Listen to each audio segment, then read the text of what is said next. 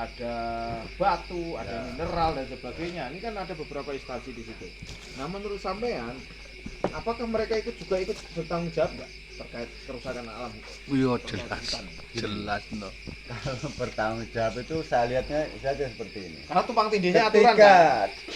DLH itu yang jelas kan orang-orang itu kan menuntutnya kan pada dua instansi ya, tiga ya. Pertama DLH karena lingkungan hidup ya, lingkungan hidup. Terus kedua perhutani, ketiga dengan pemerintah setempat, pemerintah daerah khususnya. Nah, ketika mereka dituntut itu pasti saling lempar. Kenapa saling lempar? DLH bilang itu kawasan perhutani. Nah, perhutani dituntut itu urusan pemerintah. Loh, pemerintah dituntut kembali lagi seperti itu. Nah, bagaimana kebijakan DLH? DLH seperti itu lagi. Loh, itu kan ranah perhutani. Ini yang menjadi bias itu karena apa? Harusnya hutan itu ada yang bertanggung jawab satu. Nah, betul. Kalau perhutani tanggung jawab perhutani. Betul. Nah, ini perhutani di bawah naungan BUMN ya, Perum ya. Perum Perhutani kan bawah naungan BUMN. Dan selama ini kabarnya tidak pernah mendapatkan hasil ya. Terus dialihfungsikan menjadi lahan pertanian tersebut. Ini kan terjadi tumpang tindih yang tidak gini loh. Dalam artian ketika perhutani tidak mendapatkan hasil, seharusnya kan dilihat kenapa kok mendapatkan hasil gitu loh. Ini tidak dilihat dulu atau dicermati dulu, tetapi langsung dialihfungsikan.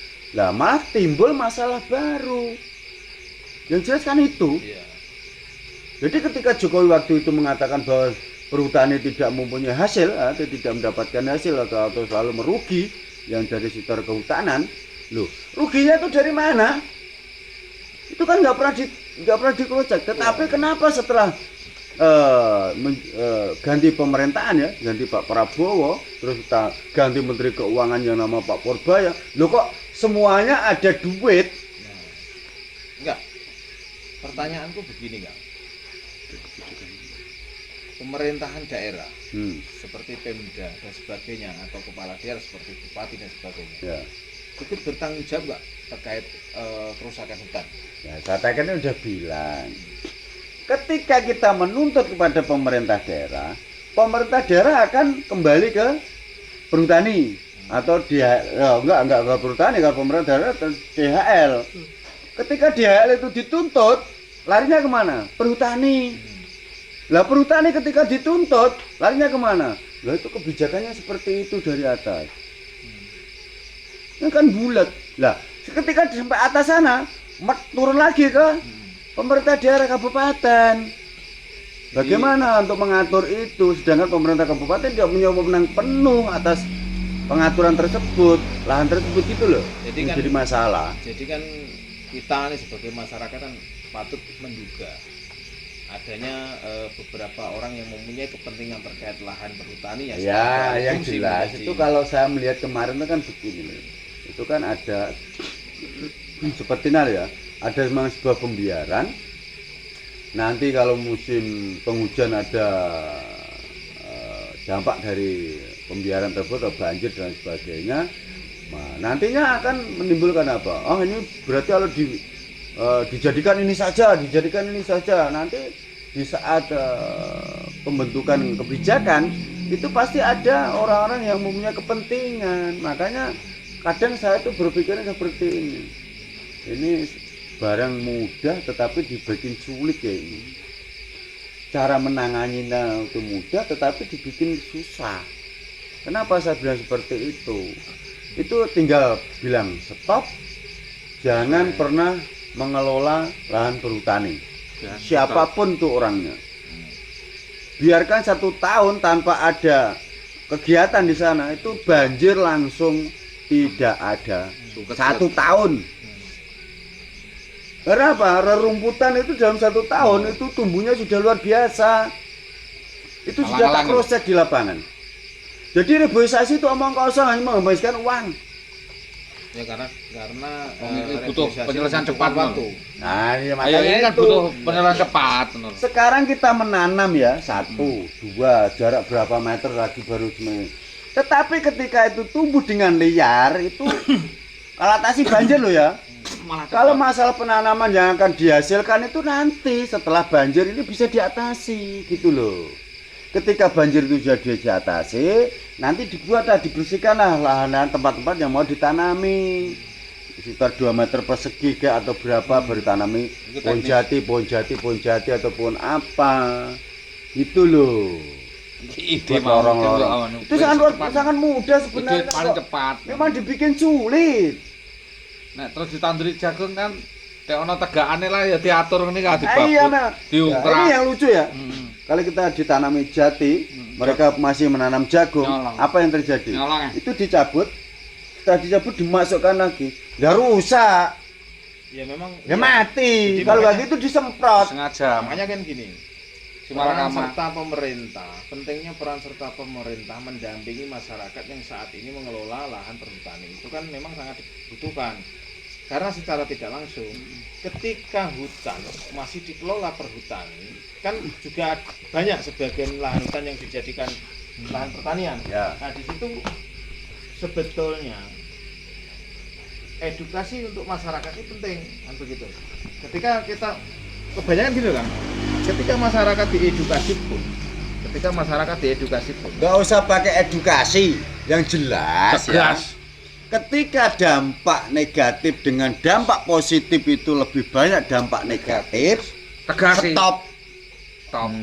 betul. Wis ngono. Tapi saat ini Ora wat. orang wani, Bukan nggak berani. Ini kan masalahnya kan itu tadi masih ada oknum-oknum yang Bermain. bermain gitu loh. Justru oknumnya sendiri itu ya kita. Kalau pemerintah daerah terus mengatakan pokoknya saya nggak mau ada banjir lagi. Kamu yang sebagai penjaga hutan kamu harus jaga hutan itu betul-betul. Kalau tidak nanti tak denda kamu. Loh itu bisa. artinya kan ketegasan pemerintah. Ya iya makanya itu. Kalau Nah, kita makanya- nuntut dengan pemerintah daerahnya itu harus seperti itu gitu loh. Artinya kan kalau misalkan pemerintah berbuat bertindak tegas, Nah. artinya kan masyarakat yang melakukan Akan saat ini pikir-pikir. menguasai lahan-lahan pertanian itu kan saya yakin kan mereka Makanya itu tadi. Mafia. Ketika tanpa ada sebuah tindakan nyata dalam artian ketika tidak ada tuntutan Tapi dari kan pemerintah tapi daerah kan terhadap gini, perhutani, tapi kan gini Kang, ketegasan itu kan akan berbenturan dengan peraturan pemerintah pusat. sekarang begini loh ya. Kan gitu kan. Saya tadi kan sudah bilang, Nah, itu kan nanti harus dikoreksi. nah, Berapa DLHK apa? Kawasan hutan untuk pertanian itu berapa? Batasnya mana saja? Nah itu ketika nanti sudah dikoreksi ya, oh kok ini kok dijadikan ini nggak layak, coret. Oh ini kok dijadikan daerah pertanian, oh nggak layak ini coret. Karena apa? Ini tempatnya curam. Ini ketika dijadikan lahan pertanian itu rawan longsor, nggak boleh ini nggak bisa. Itu yang menilai DHL, gitu loh. Ini harus dihijaukan, ini harus dihijaukan, ini harus dihijaukan. Kalau mau untuk yang lahan pertanian ini yang datar ini. Oh, ini yang di pereng-perengan ini jangan. Gitu loh. Harusnya ada tempat-tempat itu kalau misalkan mau ada program KTH loh ya. Itu harusnya seperti itu. Jadi lahan-lahan yang wah kalau melihat lahan yang ada itu ngeri. Ini kan iya. gunung toh, mereng gitu loh. Ambil loh. Iya, iya jelas itu karena memang tidak ada penyanggahnya kan. Loh ya nggak ada penyakit. Tadi kan saya sudah bilang itu ketika diberikan pestisida untuk pembunuh rumput itu langsung gundul bersih tanpa ada satupun rumput kok. Kalau musim hujan seperti ini apa nggak longsor? Nah, justru itulah dampak. Larinya kemana? Ke sungai. Longsorannya. Artinya kan baik pemerintah pusat dan daerah ini kan tetap harus bertanggung jawab atas kerusakan lahan hutan kan gitu. Oke, pemerintah terima kasih. daerah yaitu tadi memberikan statement atau memberikan ancaman kepada pihak terkait yang mengelola hutan tersebut ketika ada musim banjir Ya. harus dituntut. Ya. Statement. Karena apa? Karena itu tadi plus minusnya itu nggak sesuai gitu loh. Yang rugi masyarakat sekabupaten Pati kok. Yang menikmati itu cuma orang segelintir kok. Sekarang berapa ribu petani yang penggarap itu? Ada 1.000 nggak? Ada 2.000 nggak? Yang menggarap khususnya pegunungan Kendeng loh, di Gunung Kendeng loh. Yang terdampak orang berapa kecamatan? Kok mati? Yang terdampak tuh orang-orang beberapa kecamatan, mulai kecamatan Winong, kecamatan Gabus, kecamatan Tambak Romo, kecamatan Kayen, kecamatan Sukolilo, kecamatan Jakenan, kecamatan Juwana. Loh, itu terdampak semua tuh, 7 kecamatan tuh paling tidak itu. Kolilo, Kayen, Gabus, Tambak Romo, Winong, Jakenan, terus Juwana. Itu ada 7 kecamatan Yang terdampak ya. yang terdampak. Berapa miliar tuh infrastruktur yang rusak ketika kena banjir? Itu harus dihitung. Jadi ketika yang menikmatinya berkeadilan seperti itu. Ya. Jangan berpikir pendek dalam artian karena nganggur dulu ya udah nggak apa-apa ditanami warga untuk penghasilan. Boleh saja seperti itu. Yang Tapi kalau nggak pengawasannya berdampak dengan orang-orang yang tidak menikmati itu tadi. Orang yang menikmati itu hanya segelintir, tetapi yang kena dampaknya itu orang 7 kecamatan. Pasti itu 7 kecamatan itu pasti.